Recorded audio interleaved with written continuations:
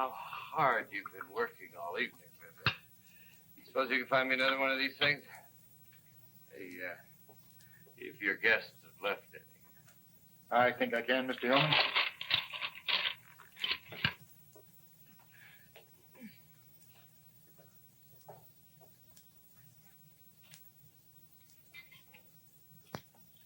Well, hey, what's the matter with everybody? You don't help me finish the champagne. We can't let it go to waste, you know. We got lots of it to get rid of.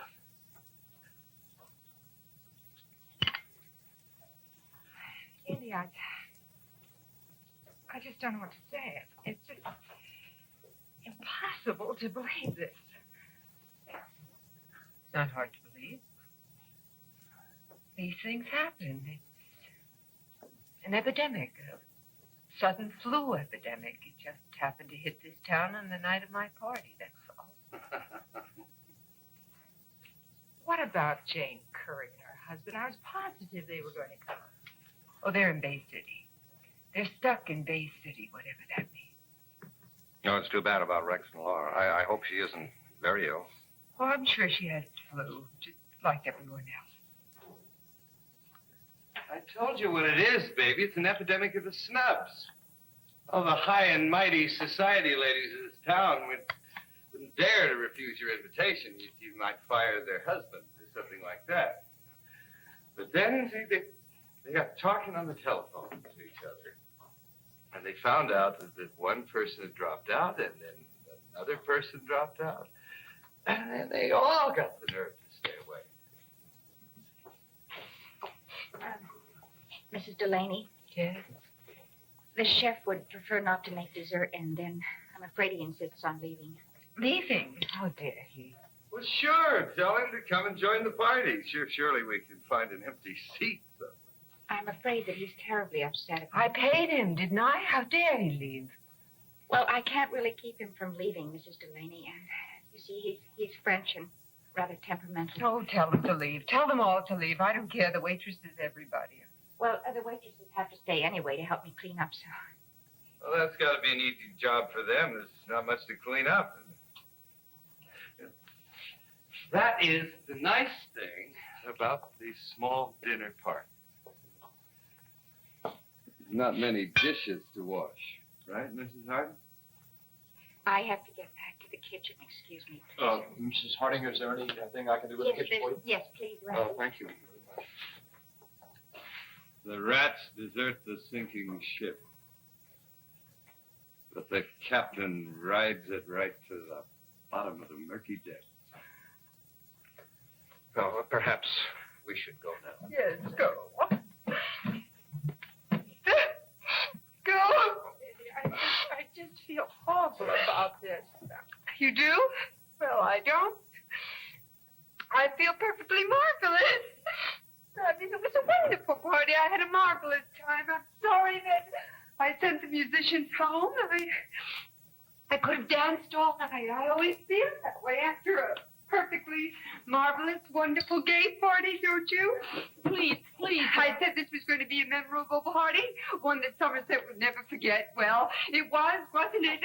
I know I'll never forget it. Never. Please, Indy. And this whole town won't forget it either. This whole town won't forget it. Just hear me. They're going to remember this party. I'm going to make them remember it.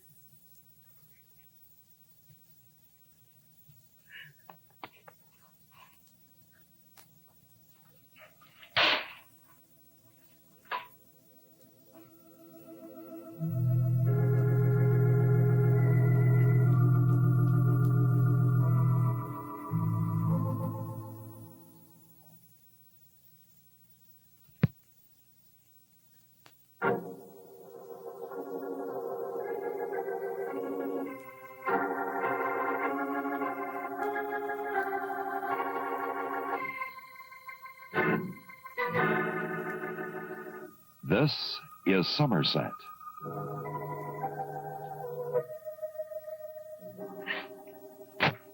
I think you'd better go. Yeah, I am a little anxious about Homa. Indy, I didn't tell you. She thinks that she's having labor pains, or at least the beginning of them. Oh, that's nice for her. It could be a false alarm, but I just think maybe Sam could use our presence right now. Indy, please don't be so upset about this. Just don't pay any attention to all these silly people who didn't show up here tonight. You know, it really could be a flu epidemic. Oh, Ellen, you know perfectly well that it was a deliberate snub. As a matter of fact, it was worse than that. It was a downright conspiracy on the part of these people to spoil my party. India, I can't believe that. I think it was just a series of unfortunate events. Yes. And events are going to get much more unfortunate in Somerset. Wait and see. I really think that Ben is right. I mean, Sam and Lahoma couldn't show up because, well, that's obvious. And Laura certainly hasn't been feeling very well. Yes, and Robert and Jessica are off to Chicago as little songbirds. Please don't say that. Now, you've been acting so nice towards them. Look, Ellen, I don't need a rundown of excuses as well. Why people didn't come to my party. They just didn't come. It's all terribly obvious. They realized that one wasn't coming, the other wasn't coming, so they just followed like sheep. Like sheep, more like lemmings, following each other into the sea, committing group suicide. Well, that's what they did. Well, we really gotta go. Good night, India.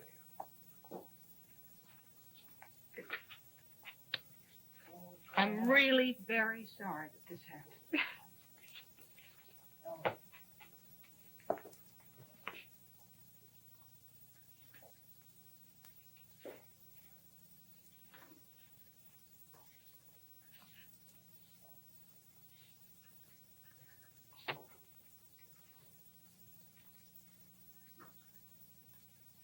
Hey, Randy! Well, yes, sir, Mr. Hillman. I think you and the girls ought to start cleaning up this mess. Oh, yes, sir, right away. Maybe some more coffee, sir, or more champagne. There's plenty more left. Drink it yourself, Randy. Like, now, you and the girls drink it. Have yourselves a ball. Yes, sir, I'll take care of everything. Where's Mrs. Hardy? Well, she's still in the kitchen, sir, settling up with the chef and the rest of the people. They're giving her a pretty hard time, especially the Frenchman. You know how to speak French, Mr. Hillman? Just a few vital phrases. Okay, come on, get this junk off the table. It's depressing to look at it. Yes, sir, right away. All right, girls, let's move it.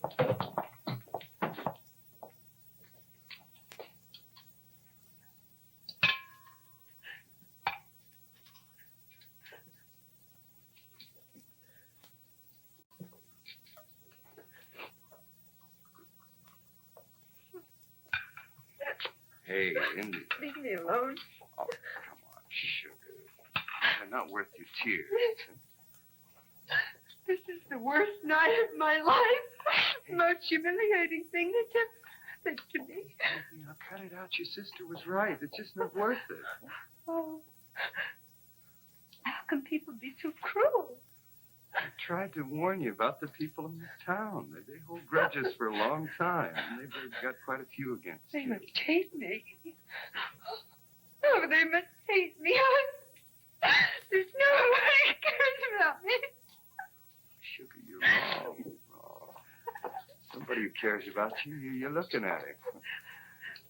And you're the only one. You're the only one.